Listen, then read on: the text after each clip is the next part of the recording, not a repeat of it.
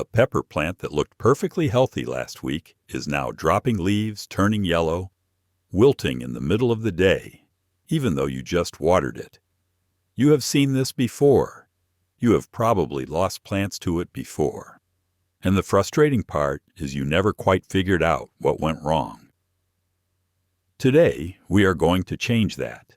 I am walking you through exactly how to diagnose what is killing your pepper plants, and more importantly, how to save them before it is too late.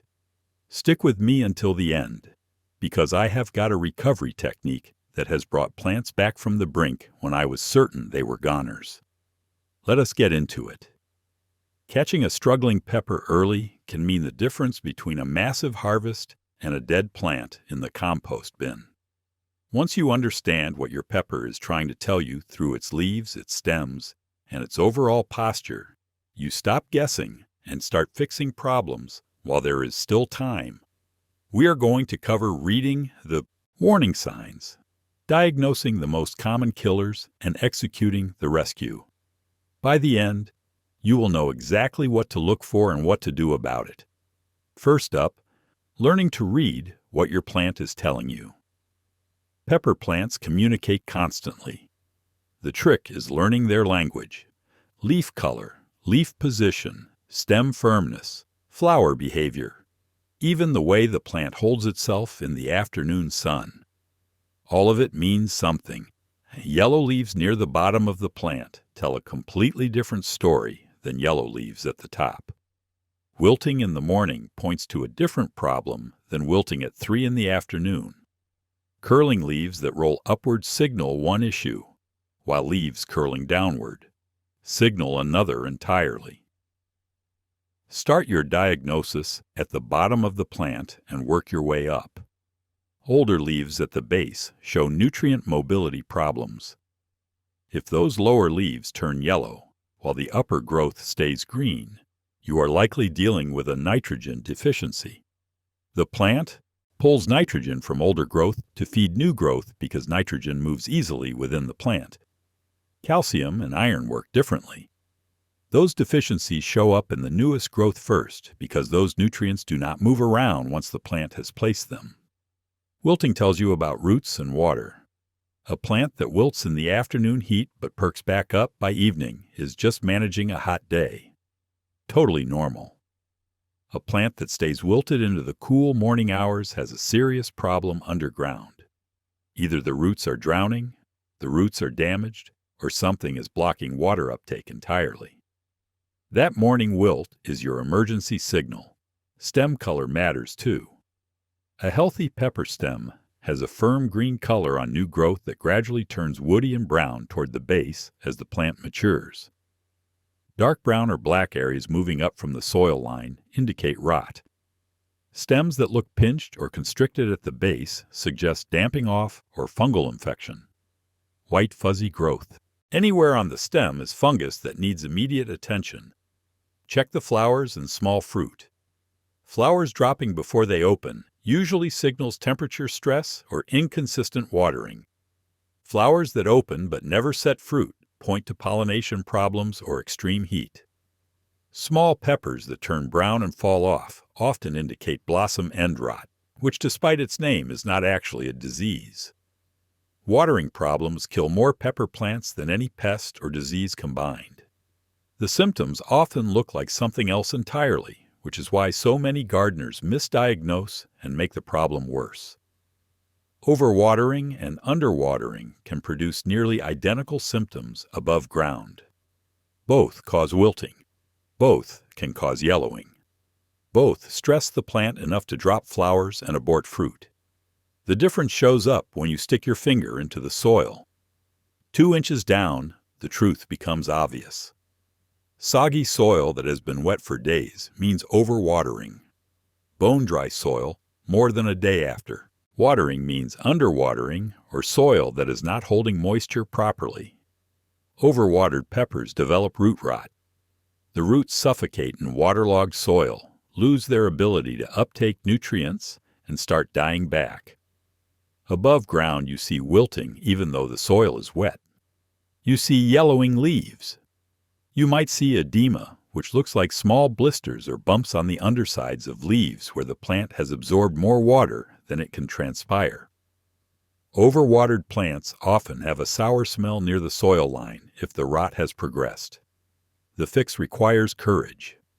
Stop watering completely until that soil dries out significantly. If the plant is in a container, check your drainage holes.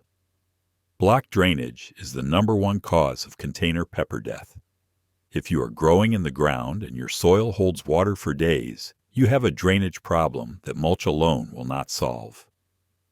Raised beds or amending with coarse material like perlite or pumice can help for future plantings. Underwatered peppers wilt dramatically during the day and may or may not recover by evening, depending on how severe the drought stress has become. Leaves feel papery and thin. The soil pulls away from the edges of the container or cracks in ground plantings. Blossom end rot often follows drought stress because calcium cannot move through the plant without adequate water, even if plenty of calcium exists in the soil. Consistent moisture is the goal.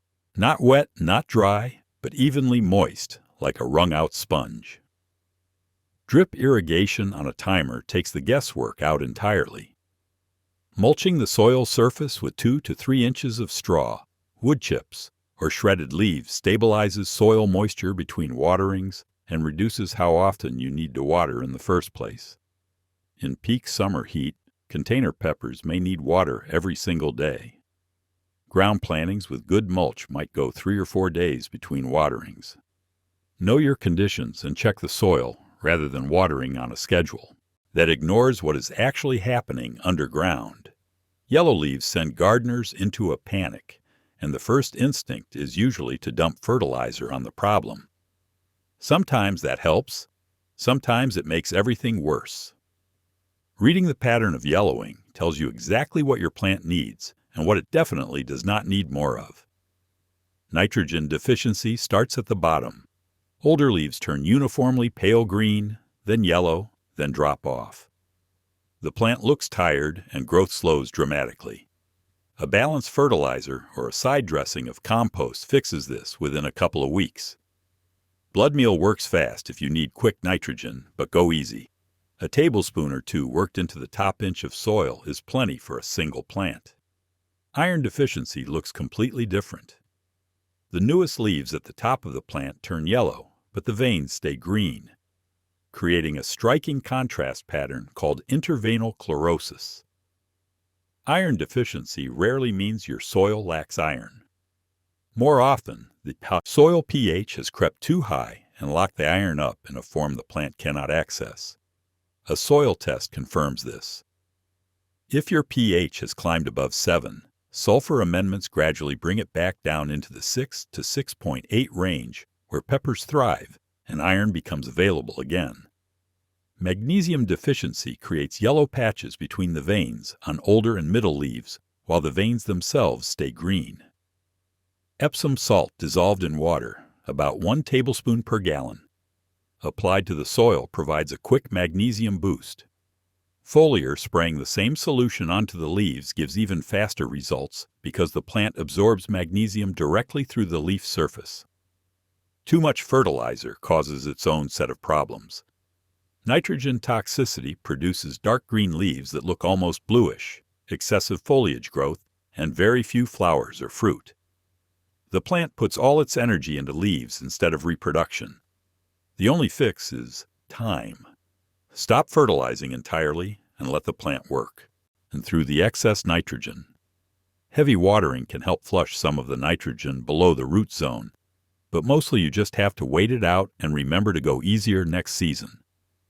Salt buildup from synthetic fertilizers shows as brown, crispy leaf edges that look like burn damage. Flushing the soil with plain water several times helps wash the excess salts through.